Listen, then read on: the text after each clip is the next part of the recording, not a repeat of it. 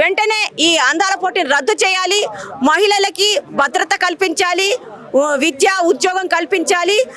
ఈ కార్పొరేట్ సంస్థల కోసం కార్పొరేట్ సంస్థలకి వేల కోట్ల రూపాయల బిజినెస్ని వాళ్ళకి లాభాలను చేకూర్చడానికి జరుగుతున్న ఈ అందాల పోటీని వెంటనే రద్దు చేయాలని మేము డిమాండ్ చేస్తూ ఈరోజు చిన్నారెడ్డి గారికి మేము మెమోరాండం ఇచ్చాము.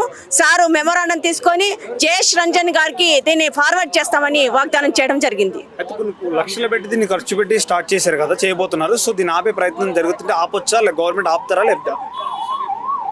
అది ఆపుతారా ఆపరా అనేది పక్కన విషయం. ఈరోజు గవర్నమెంట్ ఎందుకు నిర్వహిస్తుంది? గవర్నమెంట్ నిర్వహించాల్సినది అవసరం ఏముంది?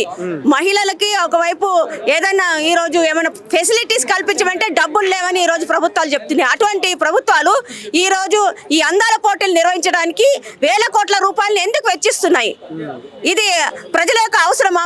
మహిళలు ఎవరైనా కోరుకుంటున్నారా? ఈరోజు మహిళలు అందాల పోటీలు కావాలని కోరుకుంటున్నారా? మహిళలు ఈరోజు కావాలని కోరుకుంటుంది భద్రత, వాళ్ళకు విద్య కావాలి, ఉద్యోగం కావాలి, ఈరోజు సమాజంలో గౌరవం కావాలి, సమానత్వం కావాలని కోరుకుంటున్నారు. కానీ ఈరోజు ప్రభుత్వాలు అది కాకుండా ఈరోజు అందాల పోటీలు నిర్వహిస్తున్నారు. ఈ అందాల పోటీల ద్వారా మొత్తం టూరిజం అభివృద్ధి చెందుతుంది, చేనేత పరిశ్రమకి చేయూత అందుతుంది, బలోపేతం అవుతాయని చెప్తున్నారు. చేనేత నిజంగా మీరు బలోపేతం చేయాలంటే చేనేతకు సంబంధించిన ఎగ్జిబిషన్స్ పెట్టండి.